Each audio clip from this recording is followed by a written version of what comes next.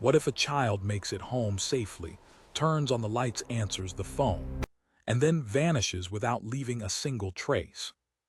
No signs of struggle, no forced entry, just a warm house, shoes by the couch, and silence. Tonight, we uncover the cold case of JONELLE Matthews, a 12-year-old girl who disappeared just days before Christmas and wasn't found for 35 years. If you're intrigued by true crime stories and the pursuit of justice, hit that like button, comment below, and subscribe to Cold Case Crimes as we navigate through the darkness of this tragic tale. JONELLE Matthews was born on February 9, 1972, in Santa Barbara, California. Her story began with a young mother, Terry Vera Martinez, who was merely 13 years old at the time of her birth. As a child herself, Terry faced the overwhelming challenge of motherhood, and after only 1 month of caring for JONELLE, realized she was not ready to be a parent.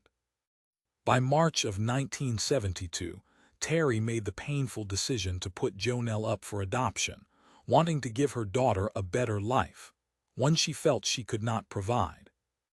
At that very moment, Jim and Gloria Matthews, a couple from Greeley, Colorado, were searching for a child to welcome into their increasingly empty home. When they learned of JONELLE's situation, they stepped in, and JONELLE was brought into a loving family that embraced her as their own. She quickly became the baby sister to her new sibling, Jennifer. The Matthews family was now whole. As JONELLE grew up, she was nurtured to be strong and independent. Some may have called her sassy, but anyone who met her recognized her as one of the brightest 12-year-olds around. JONELLE approached each day with a positive attitude, where even the smallest events took on monumental importance. As the holiday season approached in 1984, JONELLE's excitement peaked as Christmas Day drew near. However, evil does not take a vacation during the holidays. The atmosphere of joy in Greeley collided with the grim reality of an impending tragedy.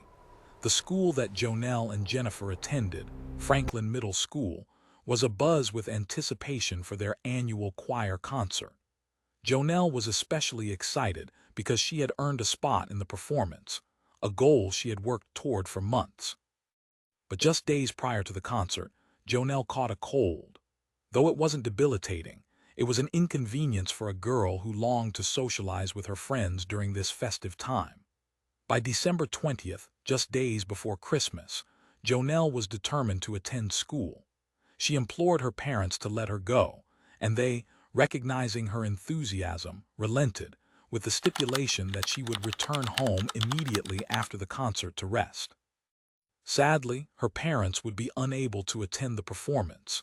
Jim had promised Jennifer that he would watch her basketball game that night, and Gloria needed to be out of town for a few days due to her own mother falling ill across the country. JONELLE, however, remained undeterred and was ecstatic to be part of the music that night. After a successful performance, JONELLE met up with her friend Deanna Ross, securing a ride home from Deanna's father, Russell. The two girls chatted happily as Russell drove them home, excitedly discussing their upcoming Christmas plans, epitomizing the joy of a perfect evening.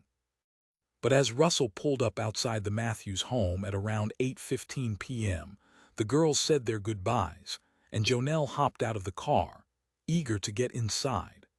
After flashing the lights in the foyer to announce her safe return, Russell and Deanna drove away, unknowingly becoming the last people to see JONELLE alive. At approximately 8:30 p.m., JONELLE answered a call on the family home phone, taking a message for her father, who was being contacted by a teacher about work matters at his elementary school. That was the final recorded interaction anyone would have with JONELLE. After finishing the call, JONELLE made herself comfortable, sinking into her favorite spot on the couch beside the Matthews' beautifully decorated Christmas tree, just days away from the holiday she loved so dearly. This image of JONELLE, wrapped in a shawl, curled up next to the warmth of the space heater, painted a perfect picture of holiday comfort, until it was disrupted by the arrival of her father. At around 9:30 p.m., Jim returned home to find the house eerily quiet and empty. Nerves began to surface as he noted that Jonelle was not where she should be. While it wasn't unusual for a 12-year-old to stay out later than expected, as he moved through the house searching for her, he found several alarming clues.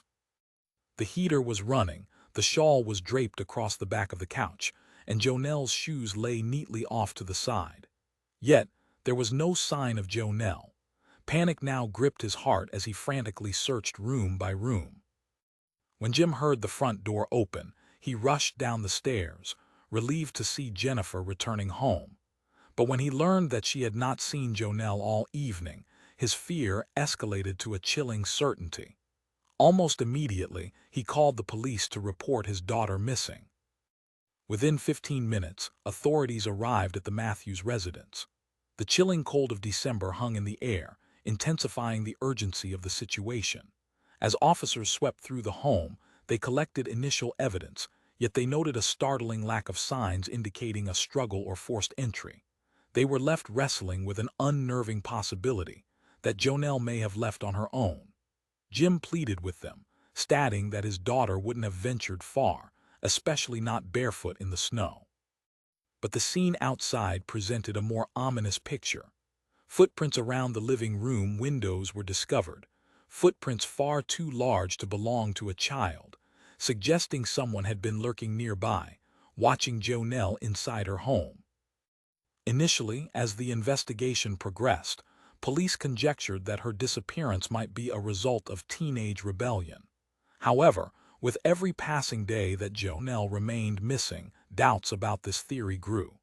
Days turned to weeks, hope began to dwindle. Eventually, the Matthews family became caught in a web of frustration and pain. Investigators shifted their focus to searching for potential suspects, which, at some points, included Jonelle's birth mother, who had been unaware of her daughter's plight. Meanwhile, the community united in candlelight vigils and prayer services, lending their voices to the desperate search for the young girl. Months turned into years, and then a decade passed with no leads, no evidence, and no closure for the Matthews, despite finally declaring Jonelle legally dead. Jim and Gloria continued to hold onto the hope that someday they would know what happened to their precious daughter, who once lit up every room with her smile. Then in July of 2019, a jolt of shocking news would arise. As workers prepared for an oil and gas pipeline project outside Greeley, they stumbled upon something horrific: human remains buried in the earth, remains that would later be identified as those of Jonelle Matthews. Investigation into the findings revealed that Jonelle had not merely disappeared. There was a bullet hole in her skull, signifying the tragic truth that she had been murdered. This shocking discovery reopened the investigation that had grown cold for so many years, allowing police a new chance to seek justice. Among the suspects that emerged from this renewed inquiry was a man named Steve Pankey.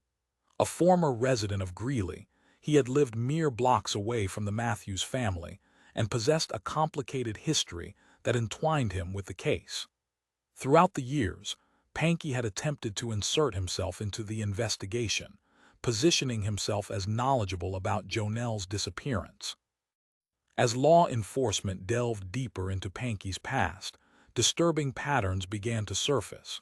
His insistence on being involved, combined with troubling inconsistencies in his statements, landed him as a prime person of interest. On October 13, 2020, Pankey was indicted on charges of first-degree murder and kidnapping in connection with Jonelle's abduction and tragic death. As he faced the court, his future lay in the balance, and behind it all, the Matthews family continued their long search for answers about the fate of their beloved daughter. If you're still watching at this point, drop a comment with "I'm still here." Let's see who's truly following this shocking story. Jonelle Matthews's case serves as a reminder of the fragility of life and the importance of continued vigilance against those who exploit the innocent. As we await justice to unfold for Jonelle, we must reflect on the community that preserved hope against all odds amidst the silence and sorrow.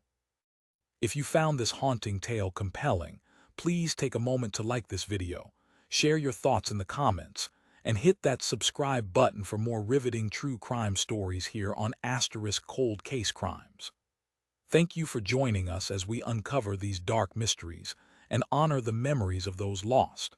Until next time, let us never forget the names and faces of those whose stories deserve to be heard.